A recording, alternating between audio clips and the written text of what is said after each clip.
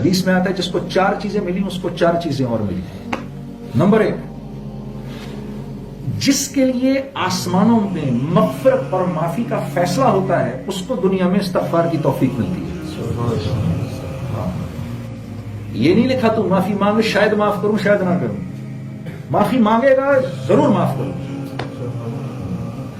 جس کا آسمانوں پر خود ذکر کرتے ہیں اس کو دنیا میں اپنے ذکر کی توفیق دیتے ہیں.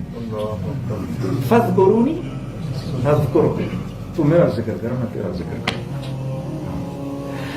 جس کے لیے آسمانوں پر قبولیت کا فیصلہ ہوتا ہے دنیا میں اس کو دعا کی توفیق ملتی ہے.